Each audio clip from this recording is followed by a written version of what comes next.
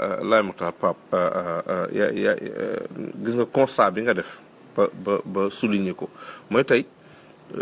yow li nga nekk jeune nii depuis bi nga xàmmee dëgër donc association bu ne dégg nga ko ci dëkk bi ñu ne pour defar dëkk bi la wala pour taxawu dëkk bi genre dégg nga fi ay association yoo xam ne bon peut-être ci côté diine la daayira genre mais ak association yi ni ñuy bari da ngay gis ni ba léegi am na loo xam ne doxul xam nga man personnellement du ma ne fii suñ fa awoon mu dox wala genre lii moo tax doxul mais dafa am constat bu ma def peut-être que ñu bëri di leen ko def mooy tey équilibre wala stabilité sociale bu ñu bëgg ci dëkk équilibre social wala stabilité sociale ba tax ñuy créer ay mouvement ba tax ñuy créer ay association man damay wax ni nit ñi des fois dañuy fàtte ni société boobu ñu bëgg a équilibrer ñu bëri dañuy fàtte ni société boobu la famille c'est la cellule de base de cette société wala de la société xam nga famille man gëwuma ni tey xam nga association yu bari wala yu dëgër yu am xaalis mooy defar dëkk man pour man famille yu juboo yu suude ñooy defar dëkk xam nga li te aussi il faut ku nekk jouer aussi xam nga man sama débat yu bëri soo seetloo day tourner autour de la famille li tax ma ciy insister man xam naa li may wax je parle en connaissance de cause il faut famille yi xam nga mos naa ko wax yàggul caaro yi ci sama benn débat may wax ni nañ créer ay daayira yu bees ci waxin daayira yi famille la tudd maanaam famille bu nekk nañ ku ne na delluwaat ci sa famille bi doon daayira borom kër gi doon sëriñ ba doon kilifa gi xam nga ku nekk mu teg la place ba mu war a teg mu teg jabar place bi mu war a nekk jabar aussi jouer la mu war a jouer doom jouer rôle am keneen jouer rôle am xam nga suñ ko defee après ñu génn ci biti mais ñun problème bi ñu am mooy ñun dañuy xaw a sàggane famille bi bëgg defaree dëkk bi ci penc mi ku nekk na jouer sa rôle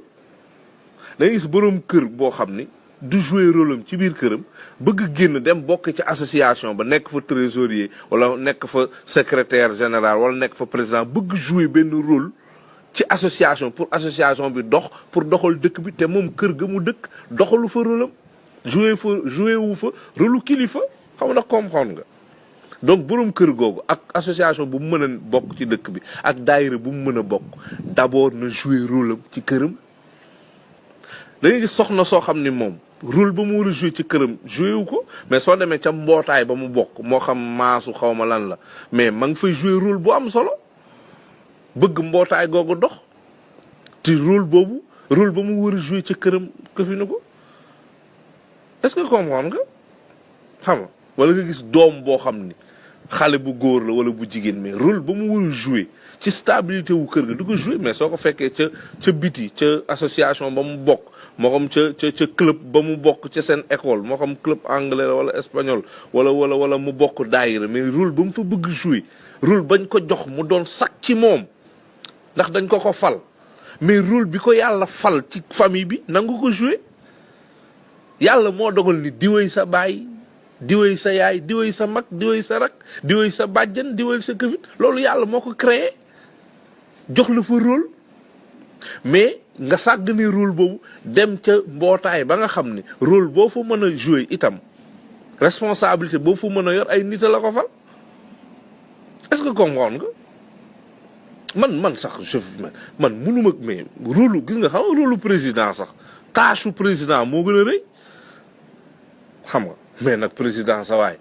bëgg jiite am réew bëgg yorum réew par exemple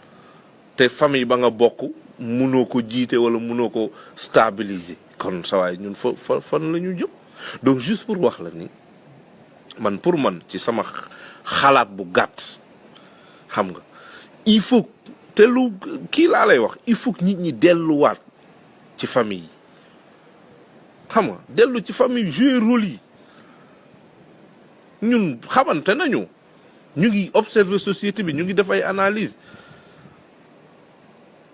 Cambérène tey ak feneen fu dul Cambérène sax mais tey da ngay gis yoo xam ne ci yenn famille rus nañu ko wax sax ci biti ci ñàkk dimbalante ñaata doomu Cambérène ngay gis tey ñuy louer bon cause location yi le fait que ñuy loué bari na mais am na ci yoo xam ni mais xat ci sa kër wala bundu xatal buñ la fay bundu xatal wala problème mu miraas wala leneen ak leneen moo indi loolu. te xam nga su si kar jotee wala leneen jot ku nekk taxaw yuuxu de mais ku nekk soo delloo sa kër sa waay bëgg fa jouer rôle boo xam ne gëminu ko man yooyu yëpp laa mënul concevoir man pour delluwaat ci li ma laaj mooy tey pour ñu am stabilité boobu ci société bi il faut que ñu stabiliser famille yi ku ne jouer sa rôle xam nga ku ne jouer sa rôle ñu bàyyi xam nga bëgg tëb famille bi rek bëgg dem ca penc ma ne la ñuy régler dëkk bi ak loo fi li fii luñ fi mën a soulever ci wàllu lu ne man pour man famille yi yàlla xam na ko nañu jouer suñuy rôle ci suñu biir yi famille ak lu ñu mën a doon xam nga ak grade bu ñu mën a am ci biti moo xam général nga ca armée ba moo xam colonel nga soo ñibbee ci sa biir kër da ngay tegg sa grade yooyu doon jëkkër wala doon jabar